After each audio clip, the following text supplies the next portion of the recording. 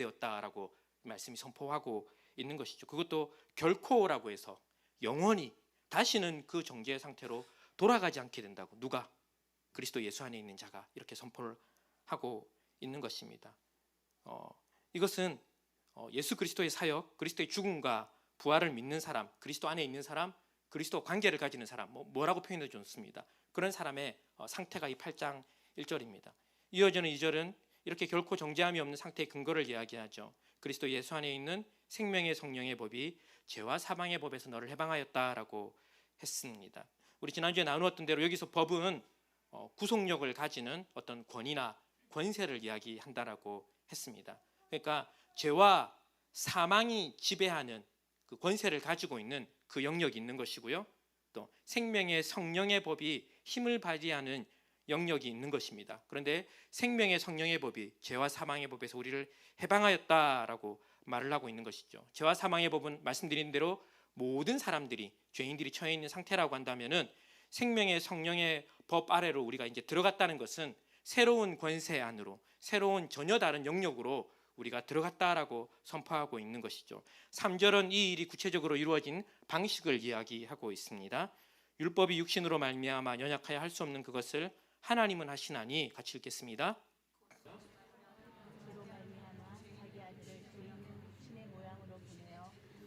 네, 하나님께서 사람을 살리는 방식이 이것입니다. 이미 죄의 권세 아래 들어와 있잖아요. 모든 사람이. 여러분 반드시 기억하셔야 합니다. 이 죄의 지배 아래 들어와 있는 사람을 살리는 길은 이 사람을 건져내어서 다른 데로 보내야 되는 것이잖아요. 그 정죄를, 사람들에게 내려지고 있는 이 정죄를 해결해야 되는 것입니다. 이것을 위해서 하나님은 자기 아들을 자기 아들에게 사람에 대한 모든 정죄를 그 아들에게 부었다라고 말을 하고 있는 것이죠. 죄 있는 육신의 모양을 취한다는 것은 그분이 인간의 조건에 완전히 참여했다는 것을 말하는 것입니다. 왜 그렇게 해야 합니까? 우리를 대신해서, 우리를 대리해서 죄에 대한 정죄를 받을 조건을 그분이 갖추신 겁니다. 그리고 실제로 어떻게 하셨습니까? 그분이 십자가에서 죽었다라고 얘기를 해서 하나님께서는 그 죄에 대한 모든 진노를 그분에게 쏟아 부으신 겁니다. 무슨 말입니까? 형벌이 완전히 치러진 겁니다. 그래서 죄가 더 이상 우리를 정죄하지 못하는 겁니다. 여러분, 여전히 우리가 죄 가운데 있음에도 불구하고 우리에게 쏟아져야 되는 그 형벌이 누구에게 쏟아진 겁니까? 예수님에게 쏟아진 겁니다. 우리 이렇게 말을 하고 있습니다. 그렇게 함으로 조금 더 가면은 율법이 우리에게 요구하는 정당한 요구가 우리에게 성취된다라고도 이야기를 하고 있습니다. 4절입니다. 육신을 따르지 않고 그 영을 따라 행하는 우리에게 율법의 요구가 이루어지게 한다라고 했습니다. 지난주에도 잠깐 살펴보았는데요. 여기서 이루어진다는 것이 수동태로 쓰였다는 것에 우리는 좀 주목할 필요가 있습니다. 우리가 이루는 것이 아니라 어떻게 된 겁니까? 우리 안에서 이루어지는 것입니다. 우리 이미 좀 나눈 얘기인데요.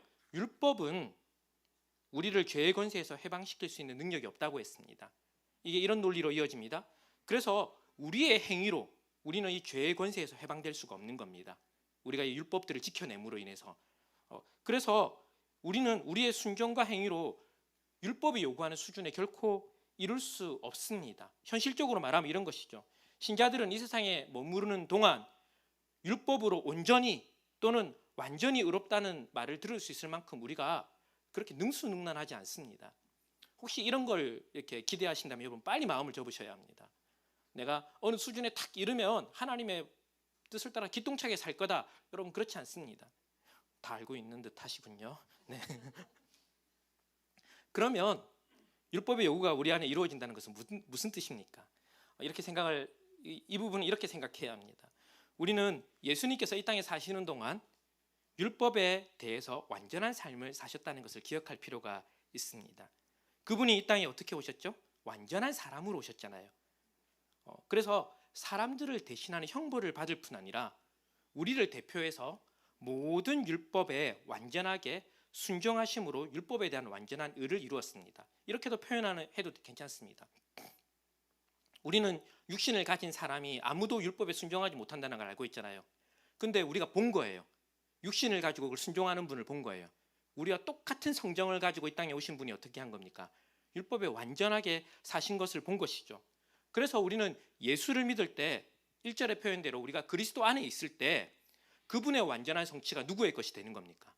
우리의 것이 된다라고 우리는 이 부분을 말해야 합니다. 지난주에 그리스도의 연합이라는 표현을 썼습니다. 그분께서 율법을 완전히 성취하셨기에 그분을 믿을 때, 그분 안에 있을 때, 그분과 연합될 때 우리는 율법의 정죄로부터도 해방될 뿐 아니라 그 율법의 성취도 우리가 받게 된다라고 이야기를 하고 있는 겁니다. 여러분 집에 가셔서 방금 이 표현을 좀 곰곰하게 생각해 보셔야 합니다. 우리가 다 뭘 이루기를 원합니까? 잘 살기를 원하잖아요. 여러분 예수 믿었는데 아무렇게 살기를 원하시는 분 아무도 없으시잖아요. 할 수 있다면 우리가 그 말씀을 따라서 살고 싶은 마음들이 막 이렇게 올라옵니다. 근데 이것이 항상 우리를 기쁘게 만들거나 즐겁게 만들거나 행복하게 만들진 않습니다. 자칫하면요 굉장히 절망 가운데로 빠지게 만들죠. 여러분 우리가 방금 우리가 누구와 연합했다고 했습니까? 그리스도와 연합했다고 했습니다. 그래서 그분께서 이 땅에 사시는 동안 모든 율법을 다 성취하셨거든요. 그래서 믿을 때 우리의 정죄가 해결될 뿐 아니라 이 율법의 성취도, 그분이 성취한 그 율법의 성취도 누구의 것이 된다는 것입니까? 내 것이 된다라고 생각을 하셔야 합니다. 여러분 여기로부터 자유가 있어야 합니다. 그래서 여기로부터 기쁨이 있으셔야 합니다. 오늘 설교 시간에 이것이 오면 좋겠지만 안 와도 괜찮습니다. 하지만 여러분 이 진리를 좀 잘 머리에 두십시오. 그리고 여러분이 정죄가 여러분에게 들어오기 시작할 때, 여러분의 마음이 어렵게 만들기 시작할 때 우리가 무엇을 근거로 살고 있는가를 생각해 보시고요. 방금 이 말씀으로 여러분이 용기와 힘을 얻으셨으면 좋겠습니다. 소망하기는 이것이 우리를 정말 살려내는 기쁨들을 좀 맛보셨으면 좋겠습니다. 네. 그리고 제가 4절에서 오늘 설교에서 아마 가장 좀 그렇게 중요한 부분이 아니지만 이해하기 어려운 부분이 있을 수 있다 싶은데 제가 좀 꼭 설명을 하고 싶어서 4절 한번 다시 한번 보겠습니다. 육신을 따르지 않고 그 영을 따라 행하는 우리에게 율법의 요구가 이루어지게 하려 하신다라고 되어 있습니다. 이것은 여러분 조건이 아니라 누구에게 율법의 요구가 이루어지는지를 설명하고 있는 겁니다. 제가 좀 더 설명하겠습니다. 우리는 육신을 따르지 않고 그 영을 쫓아 사는 사람에게, 그러니까 그것이 조건이 되어서 우리가 그렇게 살면은 율법의 요구가 우리에게 이루어질 거라고 생각하기 쉽다는 것이죠. 그러니까 율법의 요구가 우리에게 이루어지려면 우리가 육신을 쫓아서 열심히 살아야 된다라고 이게 조건처럼 들린다는 것이죠. 여러분 이 말이 이해되셨습니까? 제가 뒤집어서 얘기할 건데요. 거의 비슷한 말이지만 뉘앙스를 정말 잘 보셨으면 좋겠습니다. 이것은 그렇지 않고요. 그 안에서 율법의 요구가 이루어지는 사람이 누구인가를 설명하고 있다는 겁니다. 같은 말이긴 한데 뉘앙스가 다릅니다. 즉 그리스도의 행동이 율법을 이루는 수단이라고 지금 말하는 게 아닙니다. 이렇게 되면 여러분이 자꾸 이걸 해야 될 것 같거든요. 결론적으로는 같은 말이지만 이것을 수단으로 지금 말하지 않고 이렇게 말하는 겁니다. 그리스도와 연합한 자들에게는 자연스럽게 성령을 따라서 이런 일이 발생한다라고 설명하고 있는 겁니다. 여러분 조금 이해가 되셨으면 좋겠습니다. 그래서 이것은 그리스도의 영이신 성령 안에 있는 사람에게 어떤 일이 지금 일어나는가를 설명하고 있다, 이렇게 보시면 좋겠습니다. 이어지는 5절부터를 보면 이 말이 조금 더 이해가 될 수 있으면 좋겠습니다. 우리 5절부터 한번 보겠습니다. 저는 이것이 이해가 된다고 생각하는데 5절을 한번 같이 읽어주시겠습니까? 육신을 여기서 육신과 영이 대조되고 있는 것을 여러분 좀 기억하셨으면 좋겠습니다. 육신은 몸을 가리치는 것은 아닙니다. 이것은 사람들의 삶의 방식을 이야기하는 것입니다. 그래서 5절을 보면 육신을 따르는 자라고 되어 있고요. 6절에 가면 육신의 생각이다라고 되어 있습니다. 6절도 보여주시면 좋겠습니다. 그죠? 이것이 어떤 우리의 몸을 이야기하는 것이 아니라 사람들이 살아가는 어떤 방식이다. 이렇게 사고 방식이고 의지와 그 삶이 나아가는 방향이라고 보시면 좋겠습니다. 그러니까 결국은 우리가 계속해서 살펴보고 있는 대로 구체적인 행동을 말하는 것이 아니라 그런 행동, 그런 경향, 그런 삶의 방향을 가질 수밖에 없는 그 사람의 상태와 위치를 이야기하는 겁니다. 그래서 육신에 있다라는 말을 쓰고 있는 것이죠. 그러면 영을 따르는 것도 마찬가지가 될 것입니다. 영의 생각도 마찬가지겠죠. 그 사람의 상태를 나타내고 있는 겁니다. 그렇게 이해를 하셨으면 좋겠습니다. 그래서 결국은 육신은 이 세상의 가치를 이야기하는 겁니다. 그리고 그 결과를 뭐라고 얘기하냐면요, 사망이다라고 얘기를 하고요, 영을 따르면 생명이다라고 이야기를 하고 있습니다. 그리고 나서 7, 8절에 가면요, 왜 이것이 사망인가를 설명하고 있습니다. 우리 7절 같이 한번 읽겠습니다. 육신의 생각은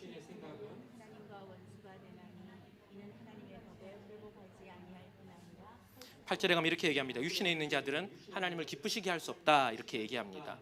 즉 육신의 성향이 아까 사망으로 이어진다고 했잖아요. 그럴 수 있는 이유가 무엇이냐면요. 그 상태에서는 그 모든 목적이 필연적으로 하나님과 적대적일 수밖에 없다는 겁니다. 그리스도에 속하기 이전의 삶은 모두 하나님과 적대적이고 하나님의 진노를 사는 삶의 방식일 수밖에 없다는 것입니다. 하나님의 뜻과 맞지 않는다는 것이죠. 이것을 전적인 부패, 전적인 무능 우리는 이렇게 설명합니다. 여러분 전적인 부패 하니까 혹시 이런 뜻으로 오해하지 않으셨으면 좋겠습니다. 그 사람이 현재 할 수 있는 모든 악을 다 행하고 있는 상태를 전적인 부패 이것 아닙니다. 최대한 악한 상태에 있거나 저지를 수 있는 모든 악을 저지를 수 있는 상태 그리고 선한 것에 대한 지식이 아무것도 없는 상태를 전적인 부패, 전적인 타락 이렇게 말하지 않는다는 것이죠. 사람들이 이렇게 이해를 해요. 사람이 전적으로 타락했어요. 아닌데요. 나는 내 마음에 선한 것도 있고 이런 것도 있는데요. 이렇게 말하거든요. 맞습니다. 선한 것도 있고 있는 거 맞습니다. 그것을 말하는 것은 아닙니다. 이건 무슨 얘기냐면요. 그가 죄의 권세 아래 빠져 있다는 겁니다. 그래서 빠져나올 수 없다는 거예요. 스스로는. 결국 어떻게 될까요? 모든 영역에서 죄의 권세 아래에서 육신의 방향으로 그냥 살아간다는 것을 이 전적인 타락, 전적인 무능이라고 이야기하는 겁니다. 하나님을 향해서 살 수 있는 능력이 전혀 없고 그래서 그가 가진 모든 것으로 자기 만족을 추구하고 사는 상태를 뭐라고 얘기하냐면요. 전적인 타락, 전적인 무능이라고 얘기를 하는 겁니다. 그래서 이것은 반드시 도덕적이거나 또는 어떤 성적인 그런 그릇된 쾌감을 추구하는 것만을 나타내는 것이 아닙니다. 이 상태는 타인이나 특별히 하나님에 대해서 전혀 관심이 없고 누구에게만 관심이 있는 자신에게만 관심이 있는 그냥 상태를 말하는 겁니다. 그래서 이렇게 말해도 괜찮습니다. 자신을 성공을 위해서 또 자신의 삶을 건사하기 위해서 자신의 삶을 안정시키기 위해서 열심히 그 관심이 거기에 다 있는 것과 아까 말한 어떤 도덕적이거나 어떤 성적인 죄를 짓는 것은 동일하게 육신적인 삶인 거예요. 뭐가 다를 뿐입니까? 그냥 나타나는 양태가 다를 뿐인 겁니다. 물론 도덕적으로 하면 훨씬 더 나쁘지만 본질상으로는 그는 무엇만 생각하고 있는 겁니까? 그냥 육신의 상태에서 그냥 쭉 살아가고 있는 것이죠. 결국은 하나님의 법에 대해서는 패역하고 파멸적인 태도다, 양쪽 다 그렇게 말을 해도 괜찮습니다. 육신에 있을 때는 이것 외에는 할 수 있는 것이 없습니다. 왜요? 그 권위 아래, 권능 아래 있기 때문입니다. 여러분 제가 오해할까봐 잠깐 설명을 드리고 가겠습니다. 혹시 이 설명을 들으면서 지금 우리 보고 빨리 육신의 상태에서 벗어나서 영으로 살아야 한다는 압박을 느낀다면, 혹시 느낀다면 지금 바울이 의도하는 바는 아닙니다. 바울은 지금 뭘 하고 싶으냐면요. 이것을 지금 묘사하고 있는 거예요. 육신의 상태에 있으면 그냥 이렇게 된다라는 것을 묘사하고 있습니다. 그래서 다음 절부터 가면요. 로마의 그리스도인은 어떤 상태에 있는지를 또 설명하기 시작하거든요. 그게 이제 9절입니다. 자, 한번 보실까요? 만일 너희 속에 하나님의 영이 거하시면 너희가 육신에 있지 않고 영에 있나니 누구든지 그리스도의 영이 없으면 그리스도의 사람이 아니라. 여러분 같이 한번 읽어주시겠습니까? 읽겠습니다. 만일 너희 속에 하나님의 영이 거하시면 너희가 육신에 있지 않고 영에 있나니. 여러분 잘 보십시오. 바울은 지금 너희라고 얘기하고 있잖아요. 요 앞뒤에 다 3인칭을 쓰거든요. 우리말 성경은 이게 잘 성경 표현이 안 나지만 원문이나 영어 성경들은 좀 더 표가 분명하게 납니다. 너희라고 해서 로마의 그리스도인이 너희 상황을 설명하는 겁니다. 너희들은 어디에 있지 않다고 얘기합니까? 육신에 있지 않고 영에 있다라고 말을 하고 있습니다. 물론 그 조건이 있죠. 너희 속에 하나님의 영이 거해야 된다라는 것인데요. 근데 마지막 구절 보십시오. 누구든지 그리스도의 영이 없으면 그리스도의 사람이 아니다라고 얘기하잖아요. 뒤집으면 어떻게 됩니까? 진실된 신자는 모두 무엇이 있습니까? 그리스도의 영이 있다라고 이야기를 해야 되는 겁니다. 그렇다면 너희 다 예수 믿잖아. 그러면 현재 어디에 있지 않다는 겁니까? 육신에 있지 않고 영에 있다라는 결론을 툭 내리는 겁니다. 여러분 잘 보십시오. 이 말씀에 의하면요. 사람은 중립적이지 않습니다. 어디 둘 중에 하나에 속해야 하겠죠. 그리고 그래서 중간에 있거나 왔다 갔다 하는 것 이상한 거죠. 여러분 이 말씀에서 우리가 좀 잘 가져야 되는 중요한 생각 중에 하나입니다. 여러분, 왔다 갔다 하면 안 됩니다. 이쪽에 있거나 이쪽에 있어야 합니다. 이제 이 어려운 얘기를 하겠습니다. 분명히 우리가 살면은 우리는 양쪽을 다 경험해요. 빨리 아멘 하셔야지 제가 그 다음 갈 겁니다. 네. 우리는 육신에 있는 것 같기도 하고요, 영에 있는 것 양쪽을 다 경험합니다. 하지만 여러분, 오늘 이 말씀에 의하면요, 우리가 그런 걸 경험한다고 해서 우리가 둘 사이에 끼어 있다, 이쪽으로도 갔다가 저쪽으로 갔다가 이렇게 말하면요, 현재 우리의 상태를 너무 심각하게 왜곡하는 겁니다. 너무 과장하는 겁니다. 여러분, 우리는 그렇지 않습니다. 여러분 다 예수를 믿으시죠? 그러면 무엇이 있습니까? 그리스도의 영이 있습니다. 그럼 어디에 속해 있습니까? 영에 속해 있습니다. 여러분, 이게 분명해야 합니다. 그래야지 8장 1절에서 말하는 또 이 로마서 8장 전체가 주는 우리의 신분의 확실함에 대한 이 은혜들을 우리가 온전히 누릴 수 있거든요. 보십시오. 그러므로 이제 그리스도 예수 안에 있는 자에게는 무엇이 없다고요? 결코 정죄함이 없다고요. 우리가 양쪽에 끼어 있기 때문에 그래? 안 그래? 이렇게 느껴지지만 그렇지 않다고요. 우리는 영에 속해 있다고요. 우리 나중에 보겠지만 우리 이런 놀라운 말씀들이 있거든요. 여러분, 정말 놀라운 말씀입니다. 33절부터 한번 보겠습니다. 누가 능히 하나님께서 택하신 자들을 고발하리요? 의롭다 하신 이는 하나님이시니, 넘어가겠습니다. 누가 정죄하리요? 죽으실 뿐 아니라 다시 살아나신 이는 그리스도 예수니, 그는 하나님 우편에 계신 자요 우리를 위하여 간구하시는 자다라고 이야기를 하고 있습니다. 여러분, 막 감동이 밀려와야 되는 말씀인데요. 네. 그 다음 구절 한번 같이 읽어볼까요? 누가 우리를 그리스도의 사랑에서 끊기요? 환난이나 공고나 박해나 기근이나 적신이나 이런. 아멘. 여러분, 아무도 끊을 수 없습니다. 우리가 어디에 속해 있기 때문입니까? 하나님께 속해 있고 그리스도의 영에 속해 있기 때문입니다. 이런 확신을 우리가 흔들리지 않게 분명하게 해야지 누릴 수 있습니다. 그리스도의 영인 성령이 누구 안에 계십니까? 지금 저와 여러분 안에 계십니다. 반드시 기억하셔야 합니다. 육신으로 돌아갈 수 있습니까? 없습니까? 없습니다. 결코 정죄함이 없나니, 다시는 돌아가지 않는다는 겁니다.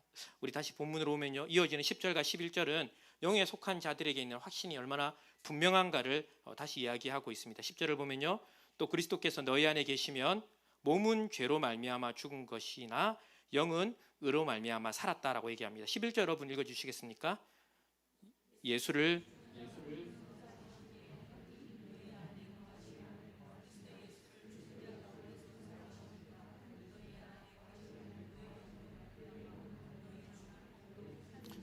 여기서 몸을 이야기하고 있거든요. 우리 10절 다시 한번 보시죠. 죄로 말미암아 죽을 몸이라는 것은 이런 겁니다. 신자라고 해도 이미 죄가 인류 안에 들어와 있기 때문에 우리에게 육체적인 죽음은 피할 수 없는 거잖아요. 그것을 이야기하는 겁니다. 근데 무엇은 산다고요? 영은 의로 위하여 산다라고 이야기를 하고 있습니다. 실제로 이 영이 조금 이렇게 곤란한 이렇게 해석의 여지를 좀 남깁니다. 몸을 굉장히 부정적으로 이야기했기 때문에 이 영을 사람의 영이라고 말하는 게 좀 더 이렇게 우리를 좀 확 이렇게 힘있게 만들어 줄 것 같지만, 로마서 8장 전체에서 이 푸뉴마라는 영은 한 번도 여기를 사람이라고 하면 여기가 유일한 예외가 되겠지만 나머지는 모두 성령을 가리킵니다. 그래서 이것을 성령으로 가리키는 것이 전체 자연상 좋다고 생각합니다. 그럼 이렇게 됩니다. 신자는 여전히 흙으로 된 몸에 묶여 있지만 우리 안에 있는 새로운 생명의 성령으로 말미암아 우리는 정죄에서 벗어날 뿐 아니라 이어지는 11절에 의하면요, 이 죽을 몸도 나중에는 부활체가 된다라고까지 끌고 가고 있는 것이 되는 겁니다. 그러니까 성령이 우리를 어디까지 데려갈 건가를 설명하는 것으로 이 푸뉴마를 성령으로 해서 해석할 수 있는 겁니다. 11절 보겠습니다. 예수를 죽은 자 가운데서 살리신 이의 영이라고 얘기하잖아요. 누굴까요? 예수를 죽은 자 가운데서 살리신 이는 하나님이잖아요. 하나님, 성부 하나님이잖아요. 성부 하나님을 어떻게 표현하고 있습니까? 부활과 관련시켜서 지금 얘기하고 있는 겁니다. 그래서 이 부활의 영이 되겠죠. 이 부활의 영이 우리 안에 거하시면 그리스도 예수를 죽은 자 가운데서 살리신 이가 너희 안에 거하시는 영으로 말미암아 뭐도 살린다고요? 너희 죽을 몸도 살린다라고 이야기를 하고 있습니다. 이것은 명백하게 우리의 부활을 얘기하는 겁니다. 이렇게 되면요, 즉 우리의 몸이, 지금 몸은 죽을 것이지만 여러분, 우리가 부활했을 때 우리의 영만 있지 않거든요. 우리의 몸도 완전한 부활체가 되어서 우리의 전인격이 다 새로운 존재가 될 거다라고 지금 말을 여기까지 데려가고 있는 겁니다. 우리가 육에 거하지 않고 영에 거할 때 결국은 이렇게 치열하게 싸우는 우리 몸조차도 마지막에는 완벽한 존재로 변할 것이라고 이야기를 하고 있습니다. 본문 다 설명했습니다. 우리 이제 조금 적용해 보면 좋겠습니다. 바울은 지금 명백하게 두 가지 상태를 우리에게 설명하고 있죠. 어디에 속한 것? 육신에 속한 것? 네, 영에 속한 것. 네, 그리고 그 결과도 이야기를 했습니다. 그리고 왜 그런지도 이야기했습니다. 육신에 속했을 때는 하나님을 향해서 살 수 있는 것이 아무것도 없다라고 이야기를 하고요. 영에 있으면 우리의 죽을 몸도 살릴 거라고 이야기를 했습니다. 여러분, 우리는 어디에 속해 있습니까? 그리스도인은 모두 영에 속해 있습니다. 예, 여러분 너무 확실한 겁니다. 바울은 육신에 속한 사람의 상태를 잘 설명함으로 인해서 이것을 분명하게 하고 있습니다. 여러분, 육신에 있을 때 어떻다고요? 하나님과 원수가 되고 하나님에 굴복할 수 없는 상태거든요. 여러분 그런 상태입니까? 아니라고 말씀하셔야 합니다. 아니라고 말씀하셔야 합니다. 우리는 절대로 이 상태로 다시 돌아갈 수 없습니다.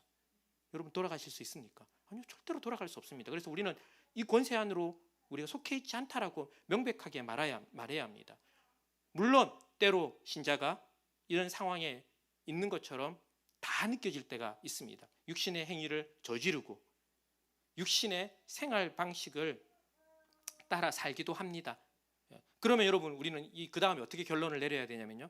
하지만 그 사람은 지금 어디 안에 거하고 있습니까? 그리스도를 믿었다면 영에 거하고 있기 때문에 그 육신의 삶의 방식은 반드시 저지를 당할 수밖에 없습니다. 끊어져야 합니다. 성령에 속했기 때문에 하나님께서 절대로 그 상태로 놓아둘 수 없는 겁니다. 왜냐하면 그 끝이 무엇이기 때문입니까? 하나님과 원수가 되고 죽음에 가기 때문에 그 삶의 방식들은 반드시 하나님께서 끊으셔야 합니다. 끊으셔야 합니다. 심지어 어디까지 데려가겠다고 말씀하십니까? 이 죽을 몸이 부활의 상태에 이를 때까지 하나님 거기까지 데려가실 거거든요. 여러분 이런 상태로 우리가 부활하지 않습니다. 정말 완벽한 상태로 우리는 부활하게 될 것이고요. 우리 전인격이 다 하나님을 기뻐하고 하나님과 함께하고 아까 말한 그 창조의 상태를 우리가 다 누리는 상태까지 우리는 우리의 삶의 목표로 삼아야 합니다. 그래서 우리가 치열하게 우리의 삶의 현장에서 살고 있지만 우리는 끊임없이 우리가 어디에 속했다고 얘기해야 됩니까? 영에 속했다고 말하고 하나님이 하시는 일이 이제부터 명백한 겁니다. 우리를 어디에 속한 상태로 만들어 가시겠습니까? 네, 영에 속한 사람으로 율법의 요구가 실제로는 이루어지는 데까지 데려갈 겁니다. 이것을 좀 설명하는 것이 이어지는 12절과 13절입니다. 그러므로 형제들아 우리가 빚진 자로 돼 육신에게 져서 육신대로 살 것이 아니요. 저는 이 말을 이렇게 해석하면 된다고 생각합니다. 어쩔 수 없이 우리가 세상과 접촉해야 합니다. 세상에 살잖아요. 여러분 아까 말씀드린 그 욕심과 욕망은 세상에 가면 아무 문제가 없는 거예요. 스스로를 이렇게 안아줘야죠, 여러분. 아무도 안 안아주면 누구라도 안아줘야 됩니까? 자기라도 이렇게 안아주고요. 자기를 위로하고 격려하고 그렇게 해서 자신의 마음을 이렇게 붙돋이면서 사는 것이 세상이 다 맞다고 얘기를 하는데 이 정도 상태면 괜찮은데요. 여러분 우리의 욕심이 거기서 끝나지 않는 걸 우리가 지금 보고 있지 않습니까? 절대로 끝나지 않습니다. 그리고 이것을 결정적으로 하나님과 아무 관련 없는 삶을 살기 때문에 하나님과 원수가 되고 하나님을 기쁘시게 할 수도 없고 그 끝은 분명한 겁니다. 그런데 우리가 이 세상과 계속해서 접촉하고 살기 때문에 그 영향력을 받을 수 없다는 것이 12절의 말씀입니다. 13절 같이 읽겠습니다. 너희가 육신대로 살면 아멘. 예수 안 믿는 사람에게 불가능한 얘기를 한 겁니다. 육신대로 살면 죽을 것인데 그것도 모를 뿐 아니라 무엇을 할 수 없을까요? 영으로서 몸의 행실을 죽이는 일은 불가능하겠죠. 하지만 저와 여러분은 가능합니다. 우리가 누구에게 속해 있기 때문입니까? 그리스도에게 속해 있기 때문입니다. 그래서 우리는 모든 정죄로부터 끝났을 뿐 아니라 실제로는 그리스도께서 이 땅에 이루신 그 율법의 완전한 요구를 실제로 우리의 삶에서 이루는 삶을 성령을 따라서 살 수 있다라고 이야기를 하고 있는 겁니다. 이것이 성령 안에서 산다는 의미입니다, 여러분. 성령은 그냥 우리가 너무 어려울 때, 힘들 때 우리를 위로해 주시기도 합니다. 네, 위로가 필요하죠. 근데 우리의 진정한 위로가 어디 있습니까, 여러분? 여기 있지 않습니까? 우리가 정말 다 죽은 것처럼 살고 있는데 어떨 때는 정말 한 발짝도 하나님을 위해서 살 수 있는 힘이 아무것도 없는 것 같은데 세상이 너무 좋아요. 아멘 하셔도 괜찮은데 즐거움들이 얼마나 기가 막힌지를 모릅니다. 제가 필요한 걸 너무 잘 알아요. 요거 주면은 제가 탁 이렇게 요 위기를 넘길 것도 다 알아요. 여러분 너무너무 좋아요. 그래서 하나님의 말씀을 들을 때마다, 하나님이 요구하는 것을 들을 때마다 실제로는 부담스럽습니다. 여러분 저를 오해하지 않으셨으면 좋겠습니다. 오해 안 하실 거라고 생각하겠지만, 여러분 이 말씀을 따라서 산다는 것이 여러분 너무 부담스럽습니다. 여러분 그 이유를 이렇게 얘기해야 합니다. 무엇이 힘을 가지고 있기 때문입니까? 죄가 권세를 가지고 있기 때문입니다. 이렇게 말해야 합니다. 그 다음 우리가 말할 수 있는 것이 무엇입니까? 우리가 이 죄의 권세에서 어떻게 됐다는 겁니까? 해방되었다는 것입니다. 그리스도의 영이 있기 때문에 우리는 그 삶을 살 수 있다라고 끊임없이 우리는 이 성령의 도우심과 성령의 은혜 가운데 내 삶을 해석하고, 그래야지만 오늘 하루를 하나님 안에서 살 수 있는 힘을 얻기 시작하는 겁니다. 여러분 13절 다시 한번 볼까요? 너희가 육신대로 살면 반드시 죽을 것이로되 영으로서 몸의 행실을 죽이면 어떻게 된다고요? 산다라고 얘기해요. 생명이 우리에게 있다라고 얘기하고 있습니다. 이번 한 주도 여러분 이 성령의 은혜를 따라서 여러분 안에서 여러분이 싸워야 되는 그것과 싸우십시오. 저도 있거든요.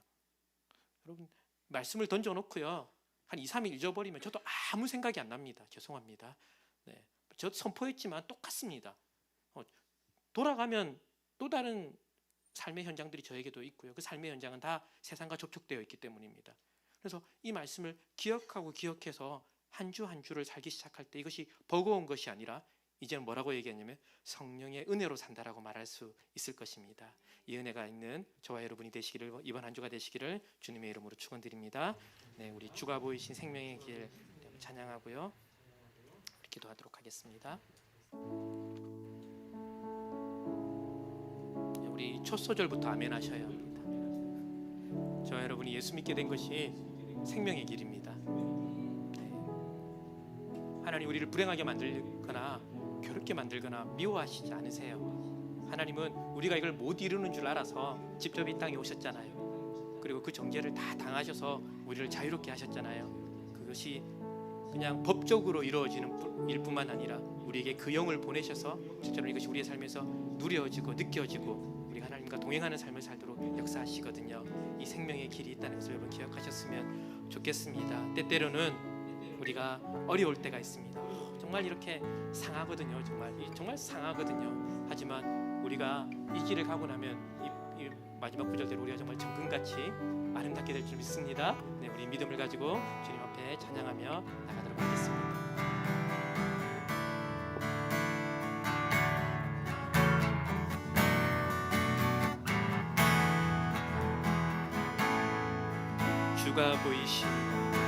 주가 보이신 생명의 길, 나 주님과 함께 상한 마음을 들으며 주님 앞에 나가니 나의 의로움이 되신 주, 그 이름 예수, 길이 되신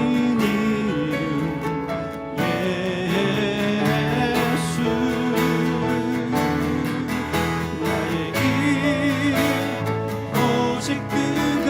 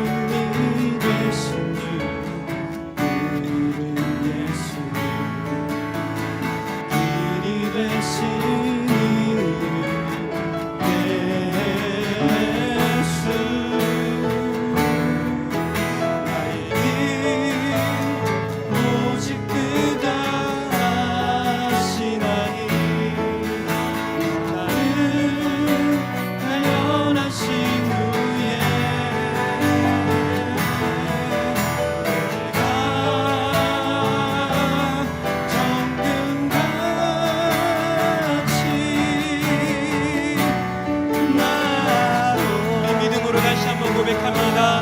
나의 길 오직 그가 하시나니 나를 단련하신 후에 내가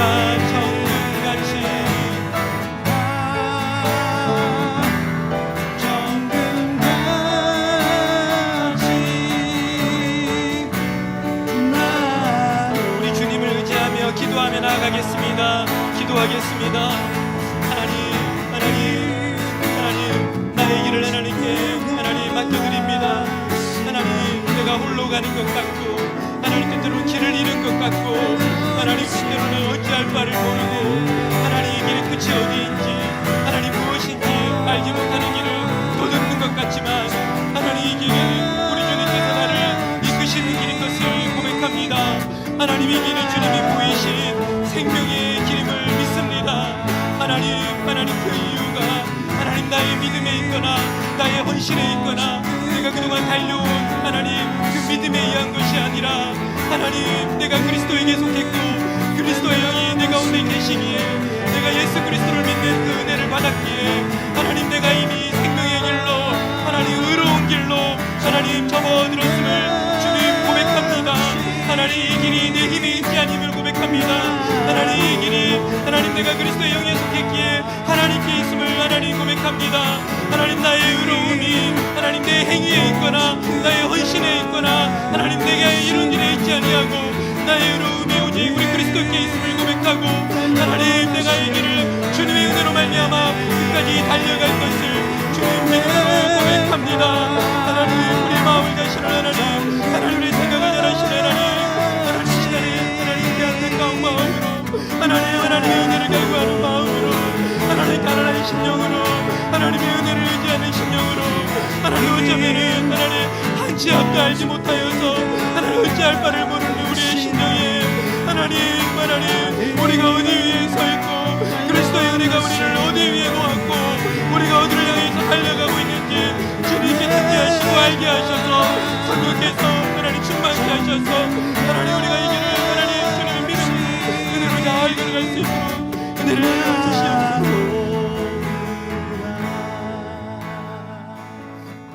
하나님 세상을 보고 또 나의 상태를 보고 나의 믿음을 보고 있으면 하나님 내가 어디를 향해서 가고 있는지 또 앞으로 어떻게 이 걸음을 내딛어야 하는지 하나님 한치 앞도 모르는 것 같은 것이 하나님 우리의 상황일 수밖에 없습니다. 주님 우리가 먼저 기억하는 것은 우리의 믿음이 우리의 의지에 의해서 우리의 의지에 달려있지 않은 것을 주님 먼저 고백합니다. 하나님께서 믿음을 주시지 않으면 하나님을 이끄시지 않으면 아무도 이 믿음을 가질 수 없기에 하나님 이 믿음을 주신 하나님의 은혜를 우리가 의지하기를 원합니다. 하나님이 우리가 이 자리에 있고 하나님 이 말씀을 들을 수 있고 하나님 우리가 정말 미약한 힘이지만 하나님께 도움을 구할 수 있는 것은 이미 하나님의 놀라운 은혜가 더 이상 우리를 정죄 가운데로 들어가지 않게 하는 예수 그리스도의 은혜가 우리 가운데 있는 것임을 주님 고백합니다. 하나님 그런데 오늘 말씀은 그 고백이 얼마나 놀라운 것인지를 우리가 보았습니다. 우리가 더 이상 육에 있지 아니하고 영에 있다고 말하고 하나님 영은 우리 죽을 몸을 살리실 것이라고 말하고 있으니 하나님 우리가 이 말씀을 따라서 우리의 생각을 펼쳐가기를 원합니다. 육신의 생각을 멈추고 세상을 따라서 하나님 우리의 가치를 판단하고 나의 삶을 판단하는 것을 멈추고 하나님 이제는 성령께서 우리에게 뭐라고 말씀하시는지 하나님의 말씀이 우리를 어떻게 정의하는지 하나님 그 말씀을 따라서 하나님 믿음의 걸음을 내디딜 수 있도록 은혜 더하여 주시옵소서. 하나님 그래서 세상이 다 맞다 하는 것도 하나님 당연하다 하는 것도 하나님의 말씀 때문에 우리가 멈춰내고 하나님 우리가 우리의 삶을 마음껏 하나님께 들을 수 있고 하나님과 동행할 수 있고 하나님 성령을 따라서 사는 그 놀라운 은혜를 맛볼 수 있도록 주님 역사하실 줄 믿습니다. 하나님 우리가 이번 한 주 육신에 따르기를 포기하고 영을 따라 살기 시작할 때 이미 생명이 우리 가운데 충만한 것을 느끼게 하여 주시옵소서. 하나님 말씀을 따라서 살기 시작할 때 하나님 얼마나 놀라운 은혜가 있는지 경험하고 이것이 맞다라고 말하고 하나님의 말씀과 성령을 더 갈망하고 하나님을 향해서 우리의 삶을 결정할 수 있는 놀라운 은혜를 이번 한 주 우리에게 부어 주실 줄 믿습니다. 하나님 우리 결심하겠습니다. 아침에 일어날 때마다 하나님 또 늦은 밤 잘 때마다 하나님 세상이 우리의 마음을 뒤집어 놓은 대로 하나님 세상이 우리 생각을 다 흐트러 놓은 대로 그대로 하루를 마무리하거나 그대로 하루를 시작하지 않고 하나님 말씀을 따라서 말씀 위에 우리의 인생을 정초시키고 하나님 말씀이 우리를 해석하는 것을 따라 살게 하여 주옵소서. 하나님 그렇게 살아도 시시때때로 오는 세상의 목소리에 흔들릴 때마다 우리가 말씀하는 대로 정말 쉬지 않고 기도하고 범사에 감사하면서 성령을 따라서 하루 내내 살게 하여 주옵소서.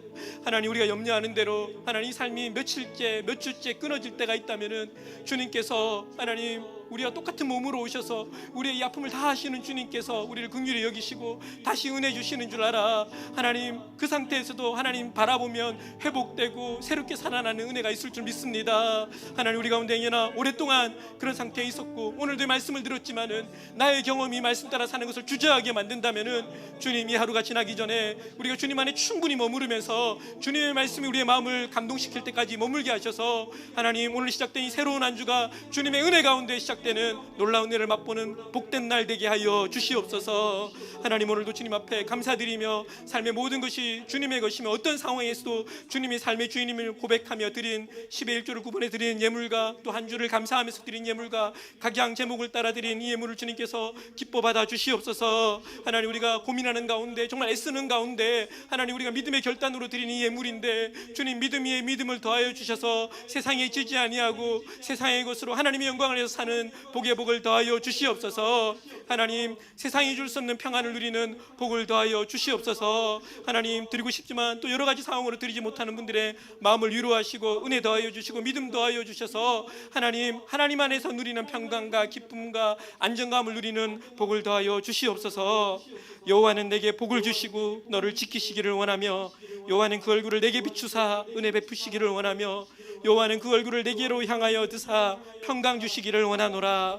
지금은 우리 주 예수 그리스도의 크신 은혜와 하나님 아버지의 말로 닿을 수 없는 그 풍성한 사랑하심과 성령님의 감화 감동 교통 충만케 하심이 이 자리에 머리 숙인 모든 주의 백성 위에 사랑하는 울픈교회 모든 성도들의 삶 위에 직장 위에 가정 위에 심령 위에 있는 모든 것 위에 지금으로부터 영원토록 함께 있을지어다. 아멘.